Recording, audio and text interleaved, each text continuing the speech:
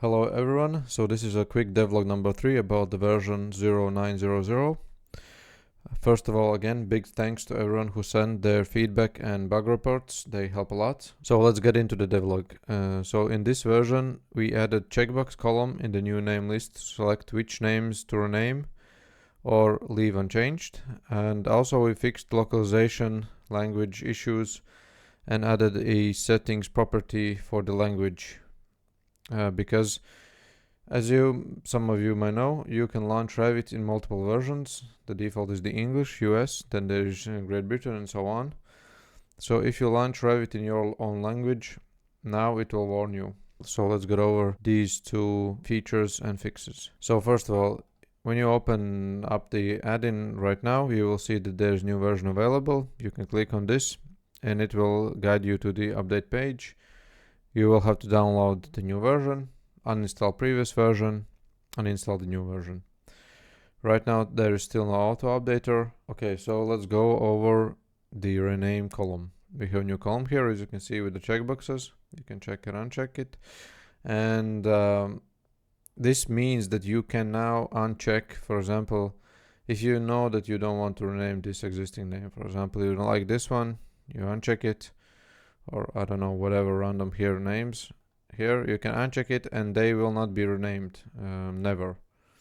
When you save this, let's go back to the template file. Which one was that? Imperial. You scroll down. Let's just close this. You see that it's these 4 names right now, not 4 or 5. 5 names are added to the list of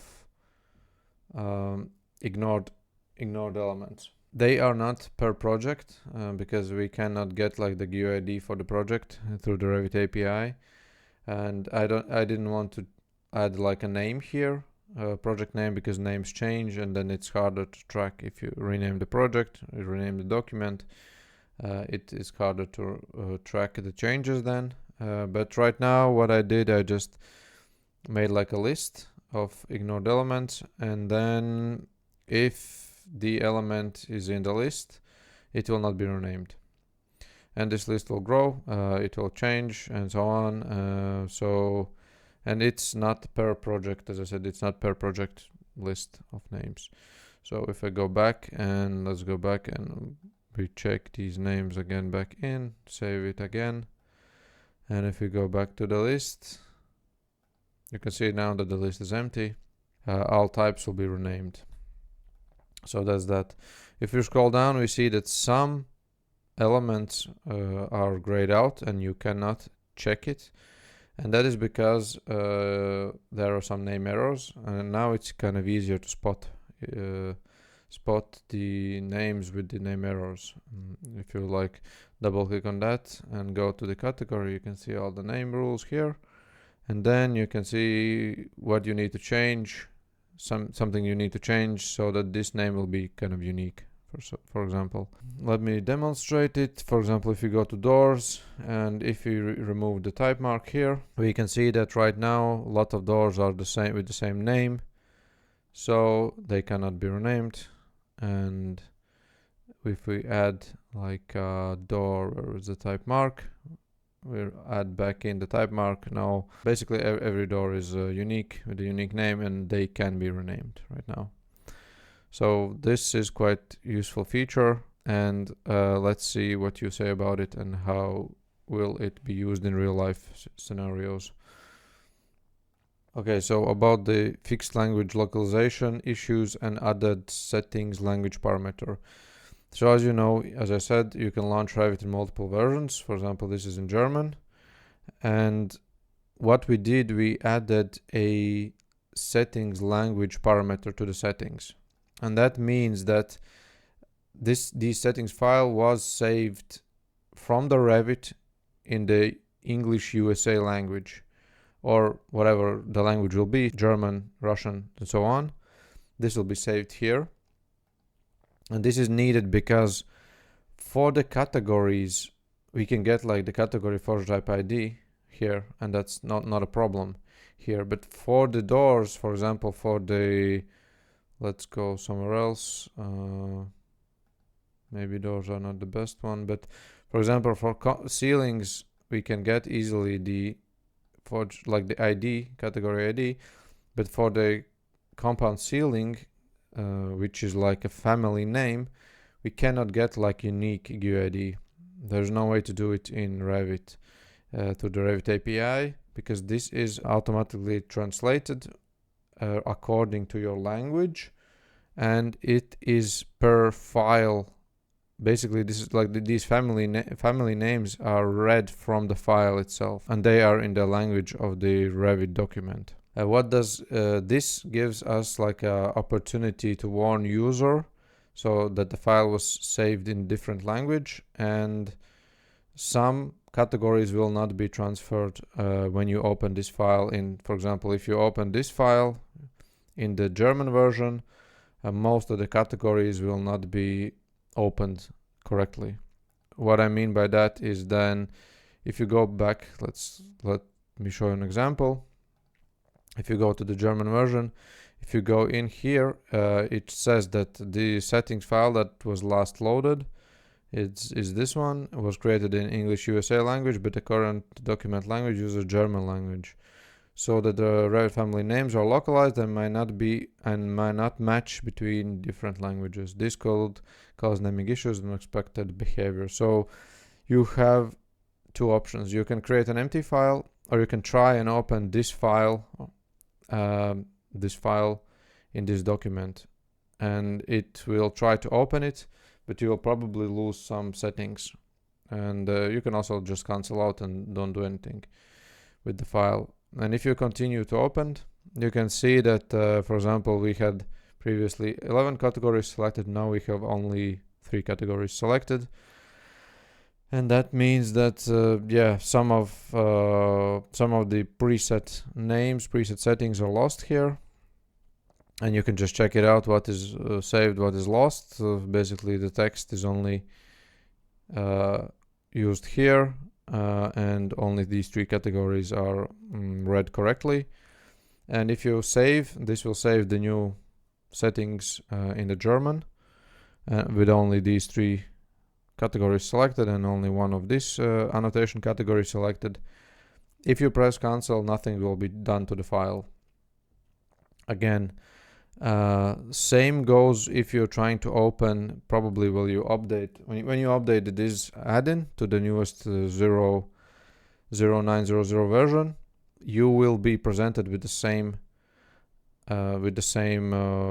dialog. This is because when you have like the old version here, you see that there is no settings, there's no language settings parameter. Like this is not in the old settings. You will not have it here on top, and Revit doesn't know what language was saved this before. In what language was this? Was it in Spanish? Was it in German, Russian, and so on? So it will ask you to again try to open it, or just open the default settings. If you're using the same language as before, there should be no problems. It will be just opened correctly.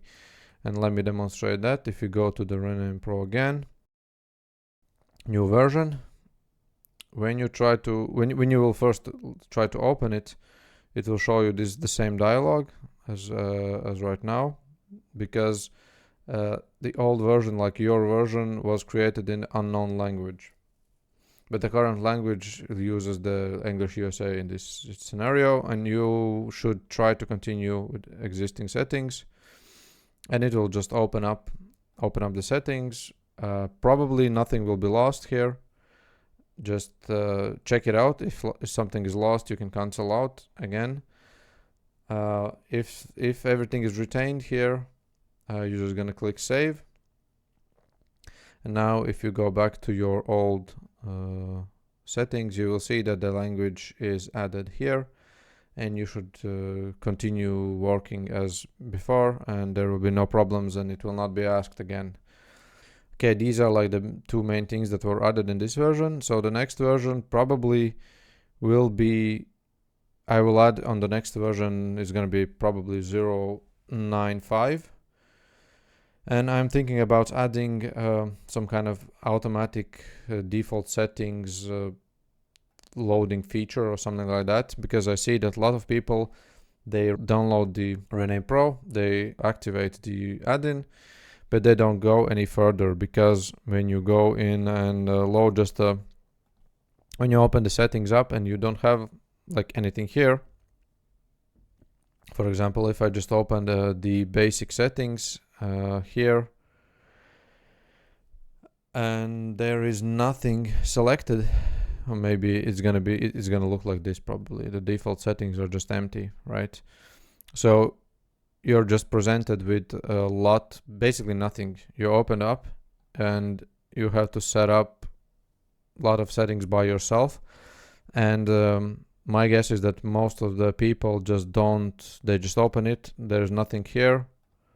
You cannot really rename anything, and you just have to start to go and go through these settings and try to figure out what is what. And you don't even know that you can just click here load, and you can go and load one of these settings in, because these are now included in the installer package. But you have to kind of see this video, see the tutorial, and so on and so on.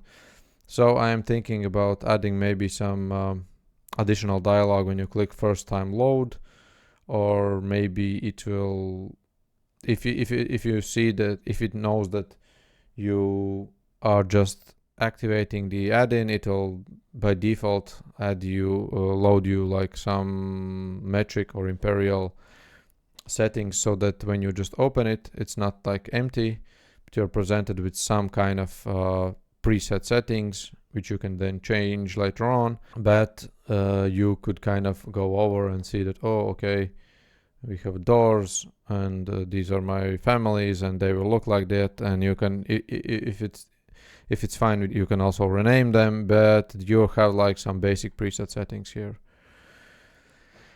I think that would be nice. And after that, we'll see if we have any ideas. Maybe I'll add that to this 095. If no, then the next one will be the full 1000 release. And I need to add trial version to the Autodesk App Store, so that the App Store has like a trial version there, and then you can buy the Pro version, and you can get like a free light version, which is going to be also on the Rename Pro website. Every early access user will still retain the valid Pro license. I'm thinking about adding also name automation for view names and sheet names maybe, and probably there will be still some issues and some bugs that needs to be fixed for the next version 1000. So not sure about these two. Maybe I will push them to the 1.1 version or something like that later on, but we'll see about that. So once again, big thank you to everyone who's testing and giving feedback, sending suggestions and bug reports. I really appreciate that. I hope this add-in helps you, and thanks for watching. See you in the next video.